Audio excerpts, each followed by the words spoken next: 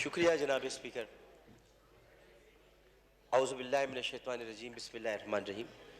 वलनब्लुवन्नकुम बिशैइन मिनल खौफि वल जुई व नक़्सिम मिनल अम्वाल वल अनफुसि वस्समरात वबश्शिरिस साबिरीन अल्लज़ीना इज़ा असाबतहुम मुसीबा क़ालू इन्ना लिल्लाहि व इन्ना इलैहि राजिऊन उलाइका अलैहिम सलावातु मिन रब्बिहिम व रहमा व उलाइका हुमुल मुहतदून। सदक़ल्लाहुल अज़ीम।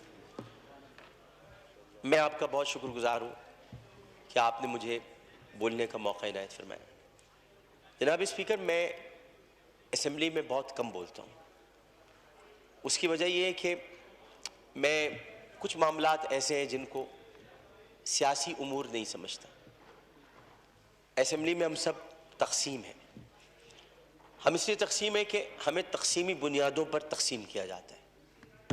हम इसलिए तकसीम है कि अगर हम तकसीमी बुनियादों पर तकसीम नहीं होंगे तो हम तकसीम हिंद की इज़्ज़त नहीं रख सकेंगे।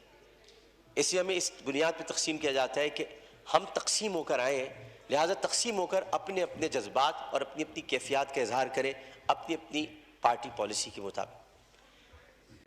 हम इसलिए तकसीम है कि अगर हम तकसीमी बुनियादों पर तकसीम नहीं होंगे तो हम तकसीम हिंद की इज़्ज़त नहीं रख सकेंगे। इसलिए हमें इस बुनियाद पर तकसीम किया जाता है कि हम तकसीम होकर आए हैं, लिहाजा तकसीम होकर अपने अपने जज्बात और अपनी अपनी कैफियत का इजहार करें अपनी अपनी पार्टी पॉलिसी के मुताबिक। असेंबली हम सब के लिए बोलने के लिए इसलिए भी ज़रूरी है कि हम सब उन जगहों से मुंतखब होकर आए जहाँ के लोगों ने हमें अपना दर्द सुनाने के लिए भेजा। मैं आपसे आज इसलिए बोलने की इजाज़त मांग रहा था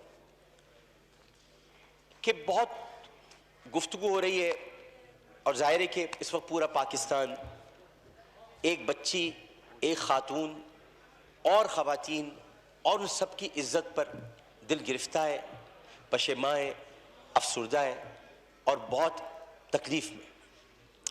मैं भी कहता हूँ कि अर्श वाले मेरी तौक़ीर सलामत रखना, फ़र्श के सारे खुदाओं से उलझ बैठा।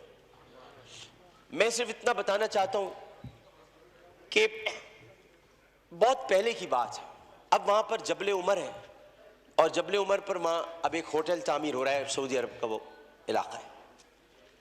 एक आदमी रसूल करीम सल्लल्लाहु अलैहि वसल्लम के पास आया और उसने आकर कहा कि या रसूलल्लाह, मुझसे बहुत बड़ा गुनाह हो गया। तो आपने फरमाया कब हुआ? उसने कहा इस्लाम लाने से कबल हुआ। आपने फरमाया कि ठीक है, अब तुम इस्लाम ले आए हो, तुम्हारे सारे गुनाह अल्लाह ने माफ़ कर दिए।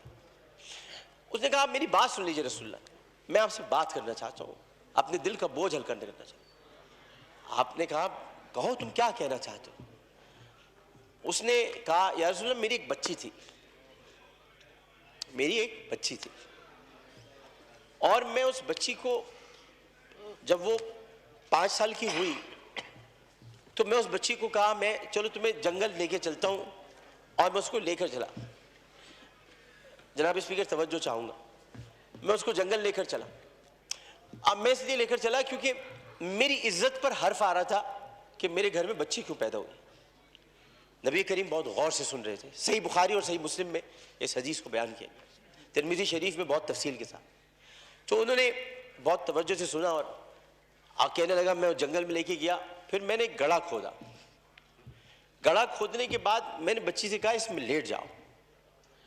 अच्छा, जब मैं गड्ढा खोद रहा था तो या रसूलल्लाह, मुझे एक बात याद आई कि वो खोदते खोदते मुझे पसीना आने लगा, तो उसने अपने छोटी सी चादर से मेरा पसीना भी साफ किया और उसके बाद मैंने उस बच्ची को गड्ढे में डाल दिया और फिर मैंने मिट्टी डाली। तो अरबी में उसने मुझसे कहा, तर्जुमा आपके सामने पेश कर रहा हूँ, बाबा बाबा मैं मर जाऊंगी बाबा, और मैंने उसको मार दिया।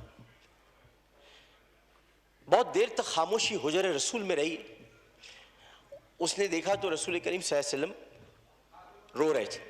खातिमुन नबीन, सैयदुल मुरसलीन, शफीउल मुज़निबीन, अनीसुल गरीबीन, रहमतुल लिल आलमीन, राहतुल आशिकीन, मुरादुल मुश्ताकीन, शम्सुल आरिफीन, सिराजुस सालिकीन, मिसबाहुल मुक़र्रबीन, मुहिब्बुल फ़ुक़राए वल ग़ुरबाए वल यतामा व मसाकीन। हमें सिखाते हो,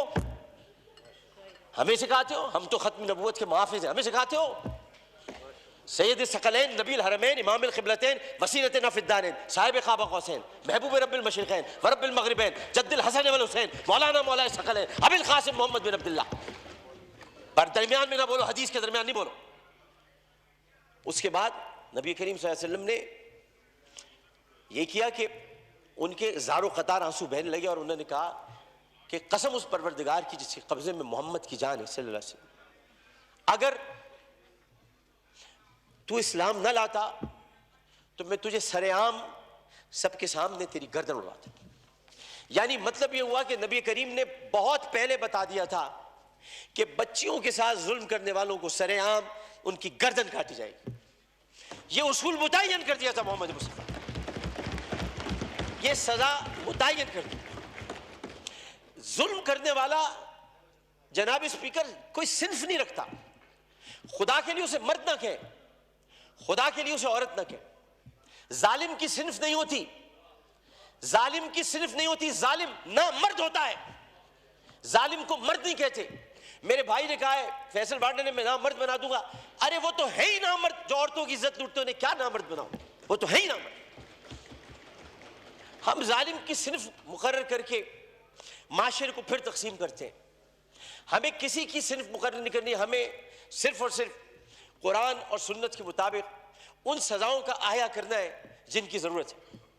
यह वाकया मोटरवे पर हो या हल्का NH 245 की किसी कच्ची गली में, इसमें यह बहस ही नहीं करनी। बहस हमें यह करनी है कि इंसानियत की तस्दीर हुई, बहस हमें यह करनी है कि हम क्या कर रहे हैं, बहस हमें यह करनी है कि अगर हम रियासत मदीना के दावेदार हैं तो रियासत मदीना में अगर ऐसा वाकया होता तो हम क्या करते।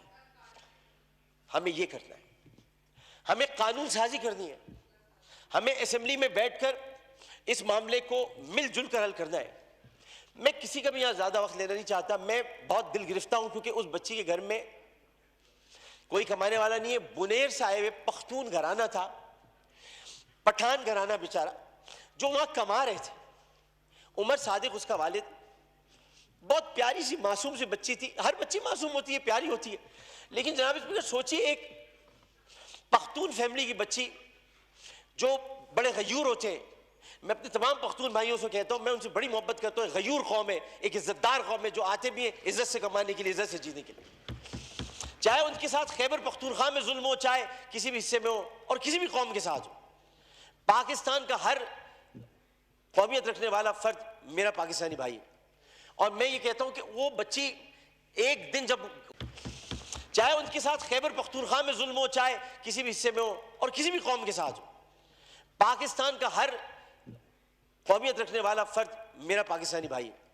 और मैं ये कहता हूं कि वो बच्ची एक दिन जब उस कमरे में रात भर उसको बंद करके रखा गया होगा और फिर उसको दरिंदगी के साथ उसकी इस्मत दरी करने के बाद उसको जब जिंदा जलाया होगा तो कितनी तकलीफ हुई होगी उस मासूम सी बच्ची मरवा को। जबकि कुरान कहता है इन्ना सफा वल मरवता मिन शाइरिल्लाह, जब अल्लाह ने दो पहाड़ों को मरवा और सफा को इज्जत दे दी तो फिर उनकी इज्जत क्यों ना उतारी जाए जिन्होंने पहाड़ों के नाम पर इज्जत देने वाले परवरदिगार की पैदा की हुई मरवा को बेदर्दी के साथ उसकी इस्मत दरी की, उनकी इज्जत क्यों ना उछाली जाए, उनकी गर्दन क्यों ना काटी जाए, उनको सरेआम फांसी क्यों ना दी जाए।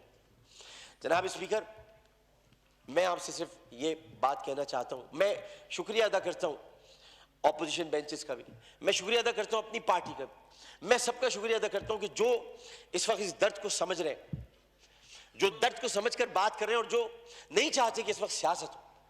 हम में से कोई नहीं चाहता, और जो इन बातों पर सियासत करेगा माजरत के साथ, फिर वो सियासत कर रहा है, इबादत नहीं कर रहा, वो इबादत नहीं कर रहा। ये इस वक्त इबादत का मरहला है और इबादत सिर्फ 5 वक्त परवरदिगार के सामने सर झुकाने का नाम नहीं है। इबादत जालिम और जाबिर हाकिम के सामने कलमे हक कहना भी है, और इबादत अपनी जगह पर रहते हुए जब अल्लाह ताला ने कुव्वत गोयाई अता की है और 5 सवालात जब हशर में किए जाएंगे, कहां से कमाया था, कैसे कमाया था, जवानी कहां गुजारी, बोलने का इल्म दिया तो बोले कि नहीं बोले, मा कुंता तकुलु फी हाज़ा रजुल, इस रसूल के बारे में तुम्हारा क्या ख्याल है, क्या जानते हो, उस वक्त हमारी ज़ुबानें गुम होकर ना रह जाए।